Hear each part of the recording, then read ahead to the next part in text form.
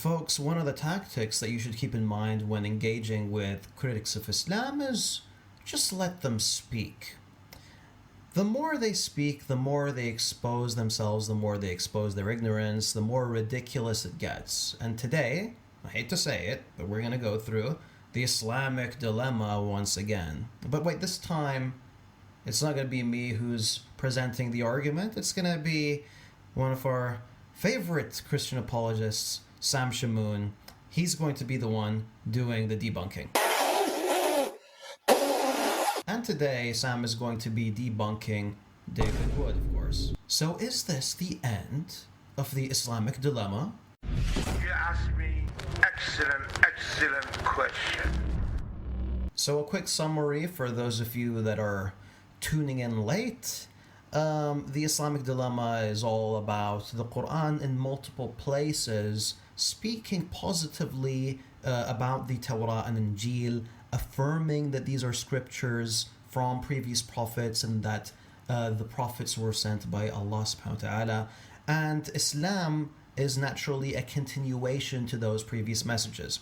So the Christian apologists, they look at these verses and they assume due to this that the Torah and Injil are preserved and they're authoritative, even though the Quran says no such thing. Now, Muslims, of course, reject this claim and they point out that the Quran itself continuously corrects these previous scriptures. So how is it possible for them to be preserved and authentic and authoritative if they're constantly being corrected? So folks like David Wood are asserting that the Quran isn't correcting the Torah and Injil. The Quran is contradicting them unintentionally because the author of the Quran's got absolutely no idea what's in the Old and New Testament. And that's the problem. So he's responding to our claim that the Quran affirms the inspiration, preservation, and authority of the Torah and the Gospel. He's responding to it by saying,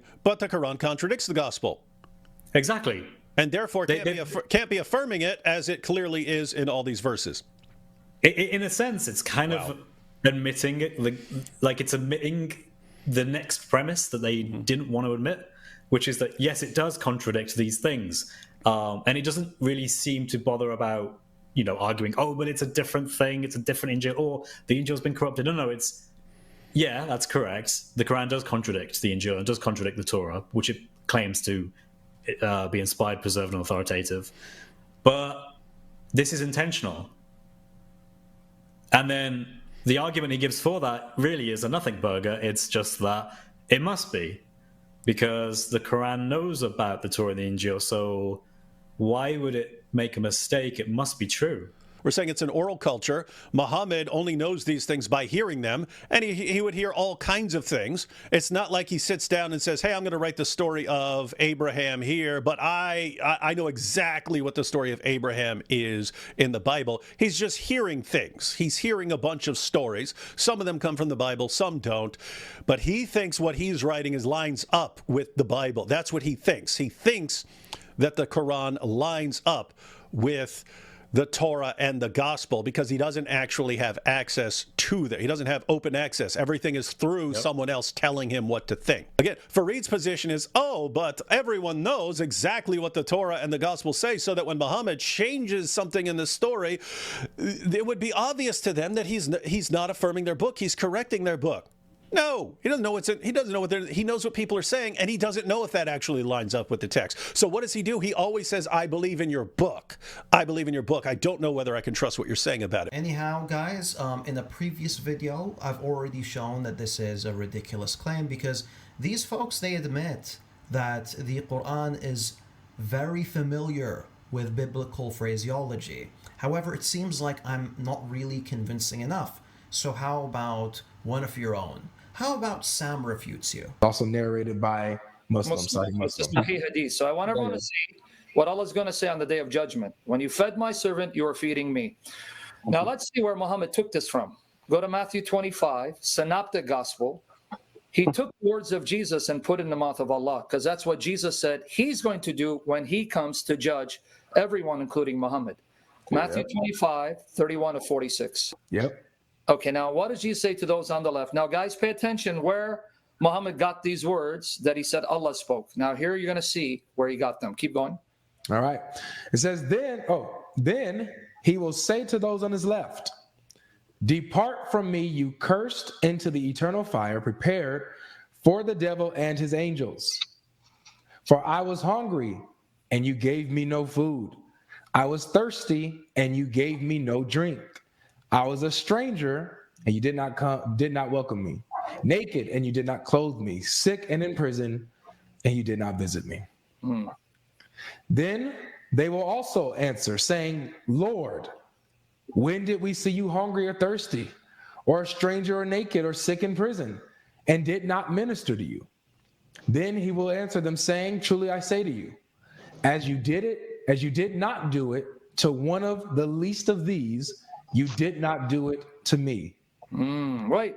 Did we read that somewhere? Was that in Hadith Qudsi? Where That was in Hadith. Hey, Dave. Hey, Sam. That was right here in Hadith Qudsi. Right here. He will say, my servant so-and-so asked you to give him drink, and you gave him not to drink. Had you given him drink, you would have surely found that with me. Aywa. So you see what Sam has realized, despite being someone who for years, for decades, has been using this Islamic dilemma argument, recognizes that the similarities in that specific hadith and in the Gospel of Matthew are too similar, that he believes that Muhammad, peace be upon him, copied the Gospel of Matthew. Copied. Of course, as Sam points out, this report mentions Allah subhanahu wa ta'ala speaking those words and not Jesus or Isa alayhi salam, which is why we're saying that the Bible here is being corrected. And if you think about the verses in Matthew, it really doesn't make sense, because Jesus is speaking about himself being in a state of need, being hungry, being thirsty,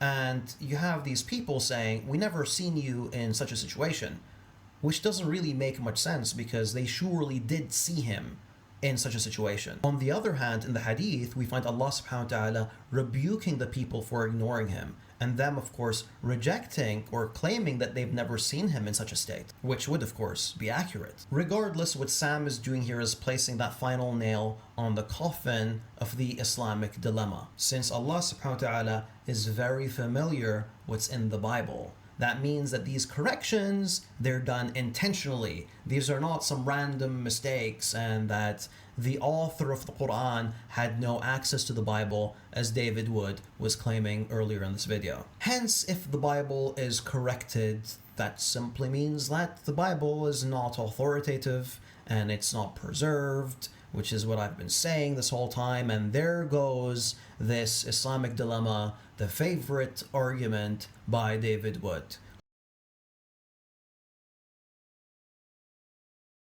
I know him very well. I know him personally. All the people he ever used to work with, none of them work with him. Not David Wood, right? Not Al Fadi, not Tony Costa, not Jason. None of these guys. None of them.